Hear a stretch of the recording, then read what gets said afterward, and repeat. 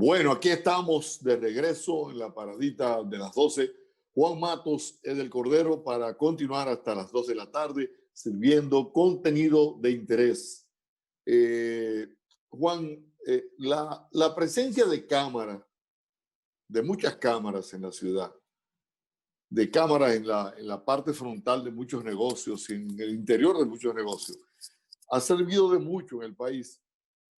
Ahora me entero que en el caso de la lamentable eh, muerte de la niña desaparecida, no sé ni cómo llamarlo, porque no ha aparecido su cadáver, ciertamente la vía a través de la cual fue, digamos, atrapado el responsable de este hecho fue una cámara que estableció el momento en que la niña entra a la casa o al lugar, a la zona donde vive la persona, y luego cómo él entra y luego cómo ella sale. De manera que la cámara jugó un papel esencial. Fue, digamos, quien estableció el responsable de ese hecho. Así es, las cámaras son un instrumento importantísimo porque ponen en evidencia este tipo de hecho y de incidente. Vemos como en países como en China hay una extrema vigilancia en donde prácticamente el país completo eh, tiene instaladas cámaras que permiten identificar a los ciudadanos, incluso adicionando componentes de reconocimiento facial, inteligencia artificial para detectar e identificar cada individuo.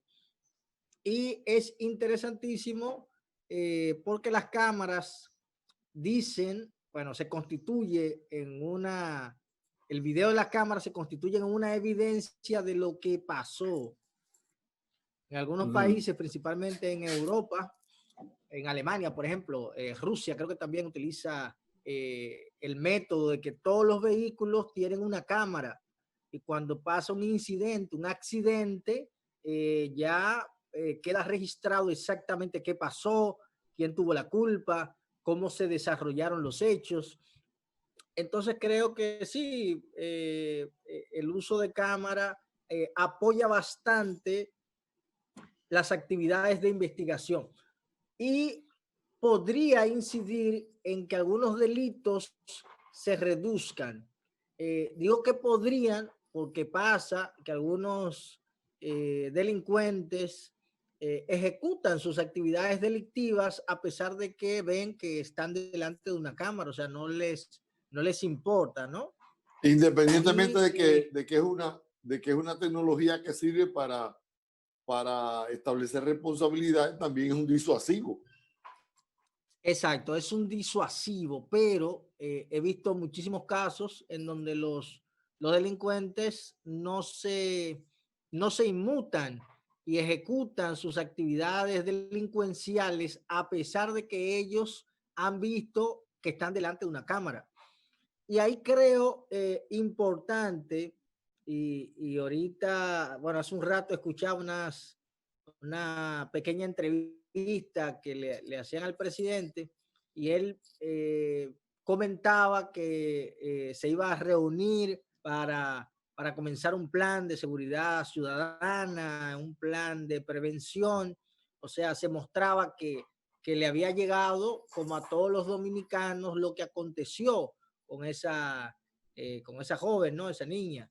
Sí. Entonces, eh, aquí hay muchísimos temas, a pesar de que las autoridades, digamos, públicas, la policía, el mismo gobierno central, la justicia, tienen su trabajo, los padres también tienen una cuota de responsabilidad en esto que pasó. O sea, no es, voy a hacer un comentario y lo que quiero no es descansar toda la responsabilidad en los padres, pero el primer responsable de los hijos son los padres.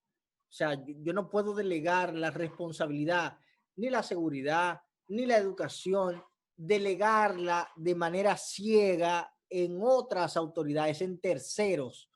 Cuando usted concibe un hijo, cuando una mujer da a luz o trae al mundo una criatura, se le endosa esa responsabilidad. O sea, tener un hijo es una gran responsabilidad y un gran compromiso que usted asume desde la concepción, o sea, desde que el niño está en el vientre de una madre, el padre ya tiene una responsabilidad para con esa criatura.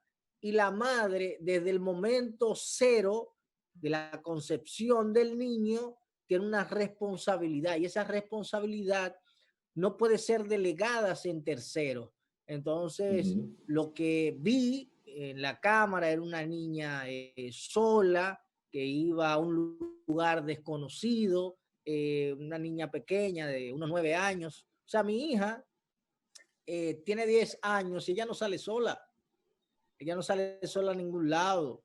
Y no sale sola porque yo como padre entiendo sobre los peligros que hay en las calles. O sea, no, esto no es un secreto.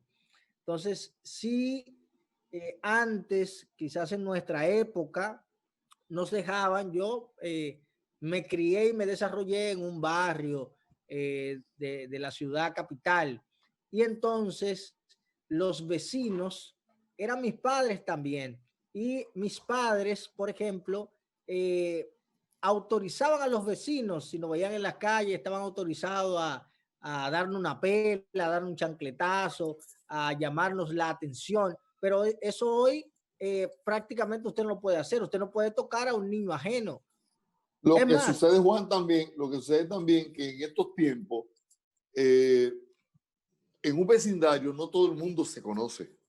Exacto, exacto. Antes en un vecindario, hasta 3 o 4 cuadras más allá, todo el mundo se conocía y sabía quién era cada quien. Así es. Sí, es otra Esas época. cosas hoy día no se conocen y posiblemente usted, como según estuve leyendo, parece que a ese señor le dieron como entrada a esa casa y era una persona a la cual como que trataban muy de cerca, pero posiblemente no sabían quién era ese individuo. Claro. Hay que tener mucho cuidado. Y esto todavía en los barrios se da más, que mandan a los niños al colmado, que los niños juegan en la calle. Digamos que en esos hogares no hay tantas facilidades como hay en nuestros hogares, que tenemos telecable, tenemos internet, tenemos una consola de juego. En los barrios Sí. hay muchas herramientas que nosotros tenemos para entretenernos que no están en los barrios. Entonces los niños se ven obligados a salir a jugar a la calle. Y saliendo a jugar a la calle, o sea, el padre con intención de alguna manera de fomentar ese desarrollo integral, deja que los niños salgan a jugar, porque los niños necesitan jugar, eso es parte del desarrollo integral de los niños. Entonces, como dentro de la casa, quizás no tengo energía eléctrica, no tengo telecable, no tengo internet, el niño no tiene juego suficiente para jugar, entonces se permite que los niños salgan a jugar a la calle con otros amiguitos. Pero Juan, mañana, hoy en día... iba a decir que mañana va a estar con nosotros en el programa, en la paradita de las 12, la licenciada Yamaya Sosa M. Ella es psicóloga y vamos a hablar de un tema que tiene que ver con lo que puede estar produciendo el COVID en la mente de la gente, los trastornos que produce el encierro, los trastornos que produce en términos conductuales la pandemia. Así que invitamos a los televidentes para que mañana estén con nosotros a partir del mediodía, porque vamos a tener una importantísima conversación con esta especialista en la conducta que reside en Estados Unidos y que tiene muchas cosas importantes que servirnos a nosotros y muchas cosas de las que podemos hablar. Así que Sí. mañana, Dios mediante. Vamos a ver si nos acompañan para que establecer cuáles son los efectos psicológicos del COVID-19, cómo afecta el virus el cerebro. ¿Los efectos son transitorios o persisten a largo plazo? Esos son los temas que vamos a tratar con Yamaya Sosa. Ella es experta ella es además de psicóloga, experta en neurociencias cognitivas y visuales. Bueno, todos están invitados para que nos acompañen mañana a ese importante conversatorio con esta especialista en la conducta. Creo que es muy importante tratar estos temas porque la pandemia ha afectado todo, incluso tiene un gran impacto psicológico porque que nosotros, y mucho menos en República Dominicana, estábamos acostumbrados a estar encerrados por tanto tiempo y este nivel de control que hay que estar en la casa a las 7 de la noche, fines de semana a las 5 de la tarde. Un amigo me dice que son cárceles involuntarias. ¿Cómo? Cárceles involuntarias. Exactamente. Entonces, hay muchos que no estaban, bueno, no creo que ninguno estábamos acostumbrados a este régimen tan estricto. Alguien por ahí planteaba en las redes sociales que uno de los mecanismos a implementar con intención de frenar es colocar toque de queda 24 horas por día. Hay muchos que hacen ese planteamiento a esta altura de juego sobre ese toque de queda, no sé, por 16 días de manera permanente, pero eso tiene muchos eso es muy agresivo. Eso es agresivo. Es agresivo. Porque entraña aspectos que son económicos de difícil solución. Obligar a la población toda a que se encierre hasta por una semana durante 24 horas diarias es complicado. Sí. Eso es muy complicado. Sí. Claro, es que no es lo mismo, Eder, 24 horas en una torre en la Nacaona o en Piantini que 24 horas debajo del puente, en un techo de zinc, sin comida, sin entretenimiento y con ese calor que hace al mediodía. O sea, el confinamiento total no es igual para los diferentes extractos sociales. Entonces, sí. Quizás nosotros tenemos la dicha que podemos, si esa medida se divulgara y se planteara, nosotros podemos ir al supermercado y abastecernos de los alimentos y de las cosas básicas que necesitamos por 2 semanas, por 3 meses. Quizás nosotros tenemos la dicha de que podemos hacerlo, pero no todo el mundo puede hacerlo. Incluso hay personas que son lo de ese comercio informal, que todos los días salen a ganar el sustento de su familia. Es el quintil 1. El quintil 1. Sí.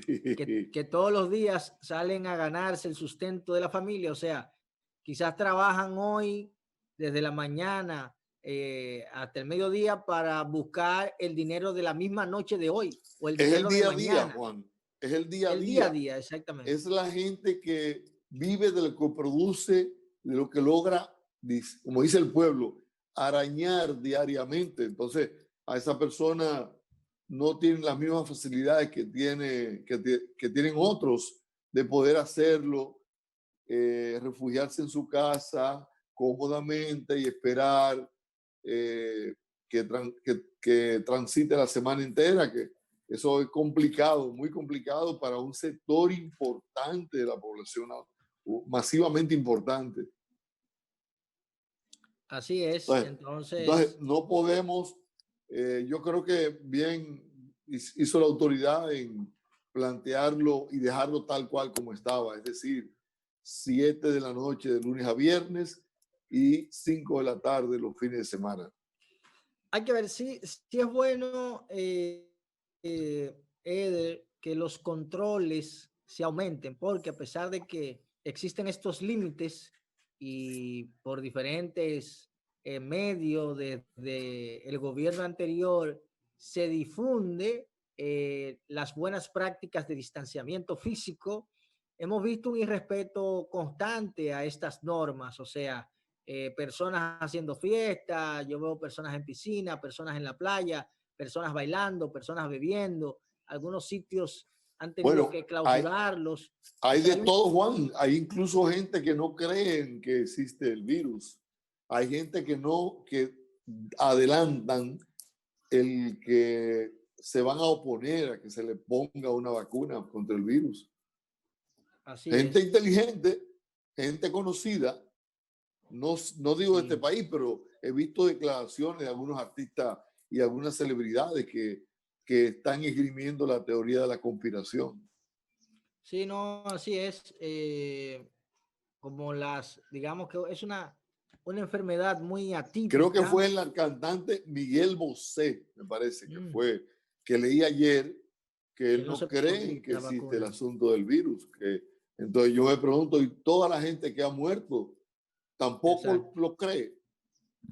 Lo que pasa es de que es una enfermedad tan atípica, una condición tan anormal que incluso tú no puedes percibir quién está enfermo, quién está sano. Incluso pacientes asintomáticos a veces no tienen ningún indicio de la enfermedad. Otros, cuando llegan a presentar algunos síntomas, son síntomas muy parecidos a la gripe, un dolor de cabeza, una fiebre, un dolor de garganta, o sea, son síntomas que son muy similares a los síntomas de la gripe y a veces pasa desapercibido. Pero entonces está el tema de los síntomas que ya son más graves, respiratorios. O sea, hay personas que tienen problemas respiratorios y no tienen que ver para nada con COVID, sino que tienen Sí, esa condición, que son sí, porque asmáticos. Entonces, yo estaba, por ejemplo, esta mañana en la oficina de un amigo y él ayer no fue a la oficina, no trabajó porque se sentía mal, el cuerpo pesado y no se sentía bien. Pero él tiene una condición en que él es asmático. Y entonces exacto. lo que para cualquier otro podía ser un síntoma, un principio de este virus, para él era sencillamente una congestión propia de su condición de salud. Claro. Y esas Eh, personas en esa condición clínica eh, deben cuidarse aún más, porque si el virus, si llegan a pescar el virus, entonces ya como tienen esas, una eh, predisposición. exactamente, esas condiciones, entonces el virus le afectaría muchísimo más, ¿no?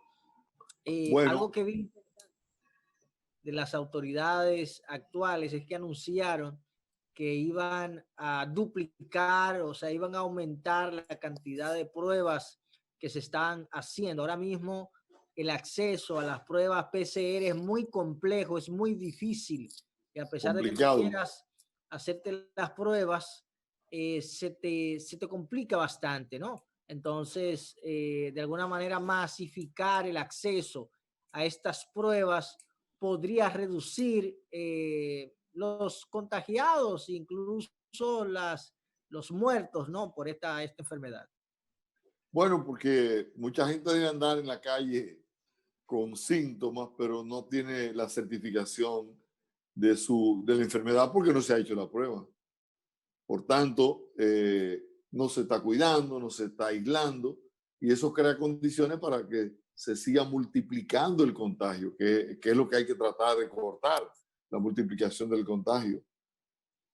Así Pero es, de que de todos hecho, modos, yo he dicho que la clave debería ser casi una consigna para la clase médica dominicana, el que cada vez que una persona vaya con uno de esos síntomas, que le entregue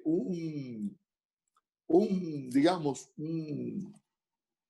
una, un procedimiento, como si tuviera el COVID, en lo que la chava y viene, porque si esa persona se hace la prueba y logra, digamos, la prueba se le entrega muy tarde, es posible que cuando se le entreguen, si tiene el virus, ya haya avanzado en su cuerpo y esté en condiciones difíciles de salud. Por tanto, la clave debería ser combatirlo de entrada y tratarlo como si tuviera COVID. Es decir, si llegó a tu consulta un paciente que tiene fiebre, que tiene dolores en el cuerpo, que tiene dificultad para respirar, que tiene diarrea, bueno, hágase de cuenta que lo tiene, que tiene el virus.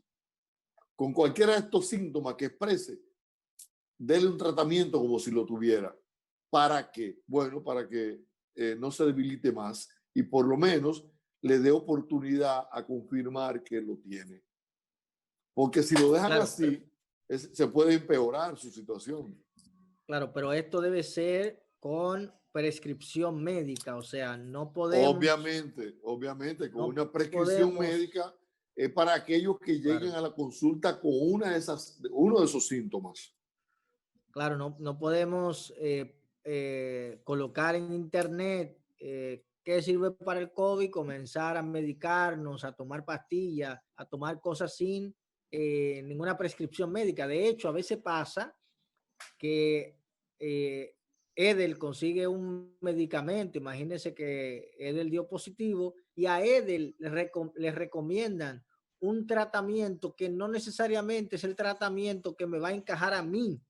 Entonces, Correcto. ha pasado que en las redes sociales, o bueno, encontramos por ahí informaciones de personas que ya tuvieron el virus y tomaron unas pastillas, tomaron unos medicamentos y se sanaron. No necesariamente eso que le sirve a Pedro es lo que le va a servir a Juan para tratar la enfermedad. Entonces, sí. No un tratamiento universal, aplicable a todo el mundo. Cada quien tiene sus condiciones particulares y debe tener su prescripción particular.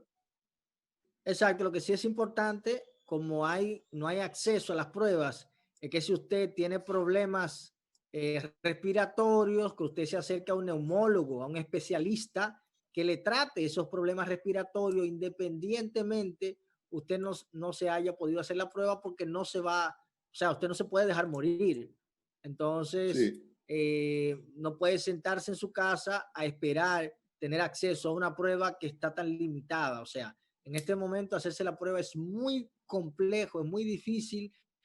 Hay personas que, bueno, han llamado a uno de los laboratorios y tienen que demorar 2 horas, 3 horas en un teléfono. Sí, luego tienen que esperarse. Los laboratorios semanas. Van a la casa, ¿verdad?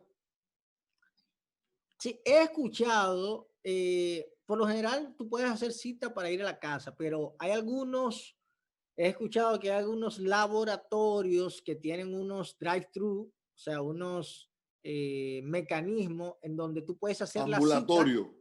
Exacto, y tú vas a un lugar en tu auto y desde tu auto ellos te hacen la prueba. Esa es más rápida. Entonces, les aconsejo que aquellos que quieran hacerse las pruebas, si tienen un vehículo y pueden desplazarse, así el tiempo de espera es menor. Porque imagínense, esperar 3 semanas para que le hagan la prueba, en 3 semanas pueden pasar muchas cosas.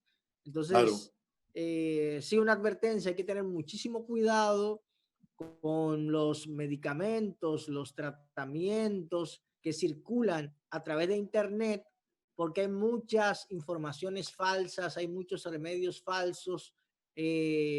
Digamos, internet a nivel general no lo podemos ver como una fuente confiable médica, porque cualquiera puede colocar cualquier información en internet.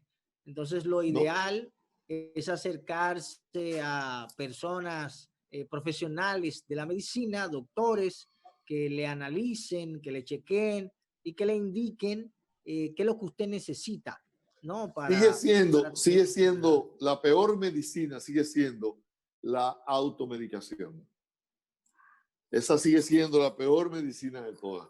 Yo vi en una zona de Ecuador, creo que Cochabamba, creo que se llama, en una zona remota del Ecuador, una población entera que estaba tomando, no sé, porque alguien se lo dijo, porque alguien o lo leyeron en algún lugar, y estaban tomando un medicamento que servía para limpiar piscina.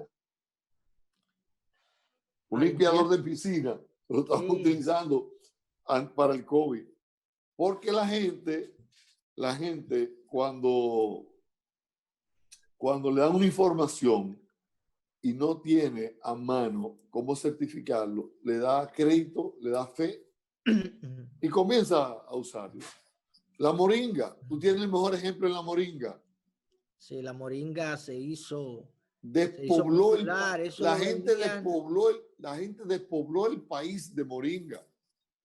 No quedó una mata de moringa en pie. Eso hasta en las calles se vendían, en los Sí, semáforos, incluso se llegó a industrializar. Yo llegué a toparme con eso en cadenas de supermercados, pero, pero empaquetados. Juan, en Moca hacían pizza de moringa. No relaje. Sí, yo me llegué a enterar de eso a través de Carlos Estrella, de que estaban haciendo pizza de moringa en Moca, Bueno, de se tan salvó. popular que se hizo la moringa. Y entonces la gente comenzó a tumbar las matas de moringa y se veían en todas partes, se vendían en todos los semáforos del país. Y Se la gente salvó. comenzó a hacer té y creo que eso fue a raíz de unas declaraciones que dio el difunto Fidel Castro, que al parecer había tenido un procedimiento anticancerígeno con, no sé si con una medicina o con algo que tenía como materia prima la moringa. No sé si te Oh, acuerdas de eso, ¿no? eso pasa, bueno, a través con las tecnologías. De hecho, las nuevas tecnologías facilitan que informaciones falsas se propaguen con muchísima velocidad, ¿no? Y todos con nuestros aparatos celulares nos convertimos de alguna manera en cómplices. A veces recibimos una noticia y si la noticia es muy sensacional, a veces compartimos la noticia, leemos el titular, vemos que es algo muy relevante, muy importante y la compartimos sin investigar, sin ahondar sobre la veracidad de esta noticia que se comunica, ¿no? Y esto Correcto. por la misma velocidad con la cual hoy en día todos nos enteramos de los distintos acontecimientos, ¿no? Nacionales e internacionales. Entonces nosotros queremos ser, en muchos casos, los primeros que dan la información. Y tan pronto usted agarra un enlace que le llega y lo manda a 5 o 6 grupos, ya usted sabe, eso llega al país entero. A veces pasa Así que es. en WhatsApp nos llegan la misma noticia por diferentes vías. Cuando pasa eso es que ya la noticia se ha viralizado, o sea que ha pasado tanto de mano en mano que te llega a ti de vuelta, ¿no? Y Así es. ha pasado en más de una ocasión. ¿Cuántos celulares hay en el país actualmente, Juan? Aproximadamente. El número de dispositivos no lo tengo, luego podemos investigar, no el número de dispositivos de celulares después de la pausa, sino la cantidad de usuarios, o sea, no necesariamente eh, la cantidad de usuarios es similar, no es de alguna manera coherente con la cantidad de dispositivos celulares. Recuerda que una tienda puede tener 1000 celulares para vender y esos celulares no necesariamente se contabilizan en función del uso que se le da, ¿no? Aquí lo Bueno, que deberíamos preguntarnos es la cantidad de usuarios actuales que hay de servicios de telefonía celular y eso lo podemos investigar en quedan, un momentico ahí en la página de Indotel. quedan en nuestro país muy pocos habitantes que no tengan un celular a mano. Quedan muy pocos. Sí, ya el celular, el teléfono se ha convertido en un instrumento casi obligatorio. De hecho, hay muchas personas que no tienen teléfono en su casa. Hay muchas personas que lo tienen por obligatoriedad, porque el plan, si tú lo retiras, te resulta más caro. Entonces ya tú dejas el teléfono.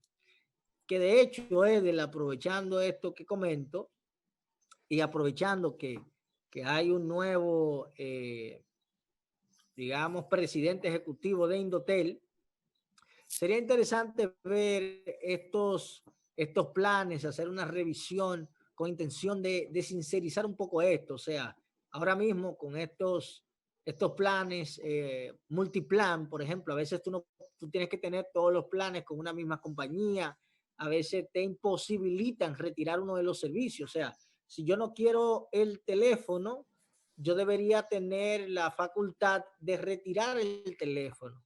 En algunos casos, esto se entorpece y te Pero el obligan a tener plan, un teléfono. pero el plan incluye el teléfono, entonces no puede. Exacto. Lo que pasa es que entonces las compañías van a tener solamente compromiso con los clientes sirviendo un tipo de servicio. Exacto. No, de hecho, Eder, ahora mismo el servicio más importante que con el cual los usuarios podrían satisfacer sus Internet, necesidades de comunicación es Internet. Internet. Porque a través de Internet, la mayoría de los canales de televisión, incluso local, están disponibles en Internet. Juan, yo no me Y sé el teléfono de mi casa. allá usted sabe. Yo Eso nunca, pasa. creo que sí he llamado 2 veces al teléfono de mi casa, es mucho. O sea, no se Claro, usa. eso pasa. Entonces, antes el teléfono de la casa era un instrumento, digamos, de primera necesidad. Había que tener un teléfono en la casa. Pero hoy en De día, ahí, por eso si en la incluso, por casa, eso, ¿te acuerdas la portabilidad que se le facilitó a la claro, gente que pudiera llevárselo si se mudaba? claro, claro. De hecho, Indotel, en términos de beneficios al usuario, dio grandes pasos. Y ese que mencionas es uno de ellos. O sea, el hecho de tu poder portar tu número, eso facilitó muchísimo que las personas, que los usuarios de este servicio se pudieran movilizar de una telefónica a otra. Pero también el beneficio de pasar los minutos que tú no has consumido al mes siguiente significó también una gran cosa, ¿no? A veces pasaba que si no consumías tus 100 minutos, sencillamente los perdías. Entonces, hoy en día, de manera automática, a través de un mecanismo que le llaman rollover, los minutos que no consumen pasan al mes siguiente. Y esto creo que es muy justo. O sea, es muy justo que esos minutos por los cuales usted pagó le pasen al mes siguiente porque no lo consumió. Y esta práctica, digamos que apenas tiene unos cuantos meses. Antes no, antes tú perdías eso.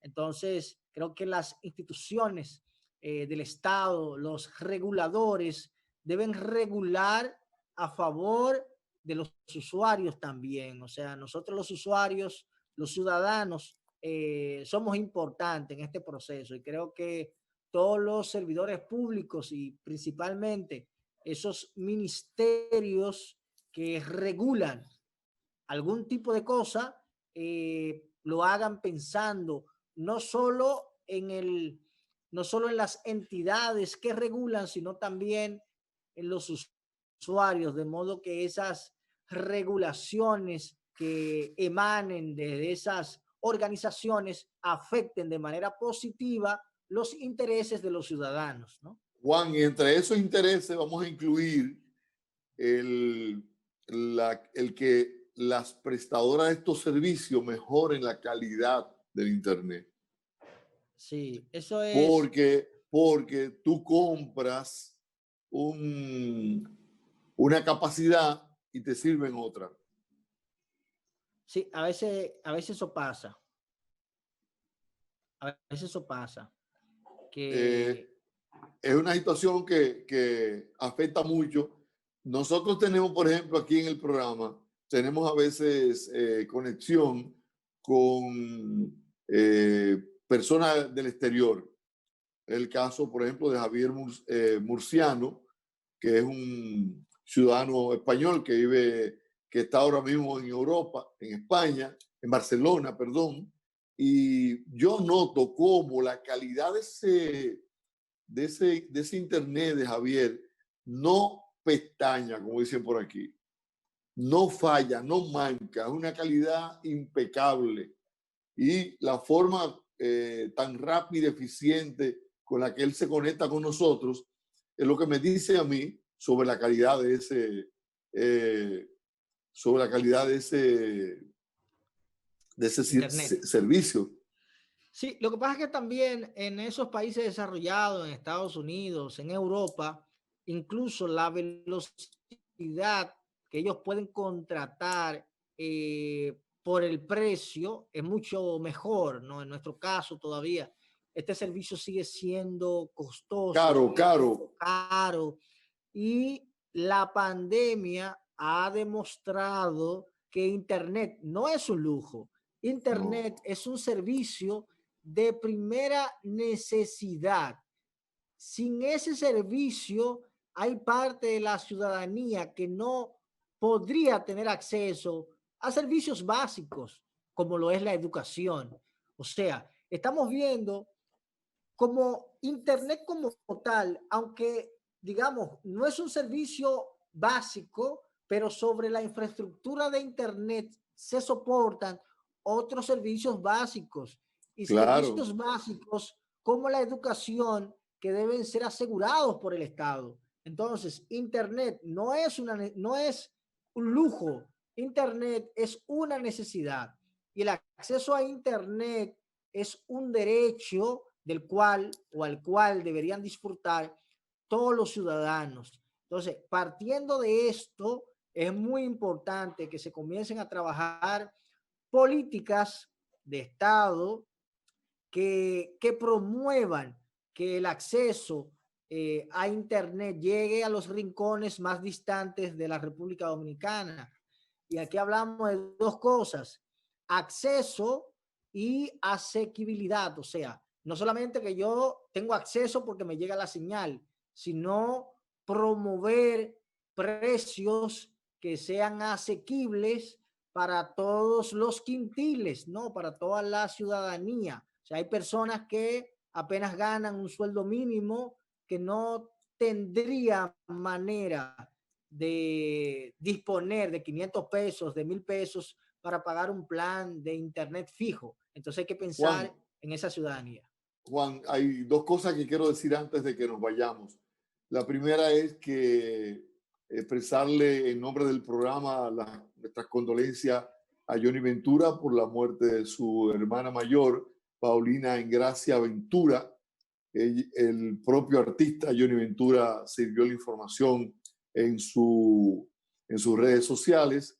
Así que desde aquí un abrazo y nuestro pesar para nuestro hermano, nuestro amigo Johnny Ventura.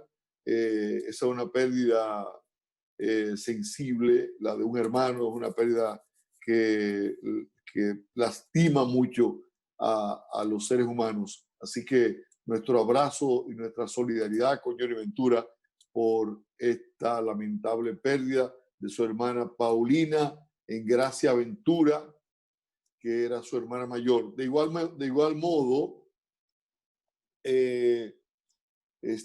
quería decir que la depresión tropical número 13, formada el miércoles por la noche en el Atlántico, avanza hacia el Caribe con vientos máximos sostenidos de 35 millas por hora, el equivalente a 55 kilómetros por hora, que van en aumento, y esta misma noche podría ser la tormenta tropical Laura. Así que observaciones de cerca para estos fenómenos, vigilancia cercana para ver si Dios nos sigue protegiendo y nos aleja aleja de nuestro territorio todos estos fenómenos que se dan en esta temporada que ya amenaza ser muy activa. No, Bueno, esperemos que hasta para eso, Juan, es importante la Internet, Internet, ¿no? claro, antes, Porque ahora la gente puede darle seguimiento a través de Internet a claro, todos estos fenómenos. claro, ya no necesitamos de, bueno, no es que no necesitamos meteorología, pero podríamos enterarnos de manera oportuna a través de las distintas aplicaciones, páginas y portales que sirven este tipo de información. Entonces, Internet es importantísimo. Esperemos, Edel, verlas o escuchar las declaraciones del ministro de Educación y de la presidencia para conocer cuáles serían estas nuevas medidas para reiniciar el año escolar. No sé si los planes de iniciar serían ahora el 24 de agosto. Lo mejor es que no sea tan pronto, ¿no? Con Sí. intención de que tengan Eh, tiempo para planificar muy bien todo lo que se necesita para impartir las docencias de manera efectiva, ¿no? ellos han estado hablando del 24, ¿no? Pero me parece Sí, que como el que es 24. muy precipitado porque si ciertamente se le va a dotar a cada estudiante de una laptop o de un iPad, entonces lógicamente no va a haber tiempo para hacer la repartición del lugar y crear No, como no, las condiciones para que exacto. los estudiantes puedan conectarse sin ningún inconveniente. Creo que es muy precipitado. Exacto, creo que hay muchos desafíos que estuvimos comentando de manera ampliada y no son cosas que se resuelven en 4 días, lamentablemente. O sea, se necesita mucha planificación, se necesita mucha preparación. Los padres necesitamos prepararnos, necesitamos acondicionarnos para iniciar este nuevo periodo escolar y lo que entiendo más prudente es que se postergue un poco esta fecha para dar tiempo a que las autoridades se preparen, a que nosotros los padres nos preparemos también con intención de que el año escolar se desarrolle de manera eficiente y que nuestros niños realmente logren el aprendizaje. Porque no es un tema Ujú. de vamos a la clase porque vamos a la clase. La idea es que se desarrolle un año escolar en el cual nuestros hijos logren los objetivos de aprendizaje. O sea, si Claro, no se asegura esto, no tiene sentido comenzar por enviar una nota de prensa, sino que claro. iniciemos, pero iniciemos con buen pie, planificando muy bien, con intención de que no nos encontremos con tropiezos a mitad del camino, ¿no? Claro Entonces, está. demos pasos firmes, pero de alguna manera muy bien planificados. Bueno, gracias a Juan por acompañarnos en esta última parte del programa. Muy agradecido por tus comentarios, tus opiniones. Y igualmente a los que nos han acompañado hasta ahora en la paradita a las 12. A Perla Abreu por sus aportes siempre importantes aquí en nuestro espacio. A todos ustedes les convocamos para que mañana nos acompañen a partir del mediodía en otro espacio similar. Buenas tardes, buen provecho. Bendiciones a todos.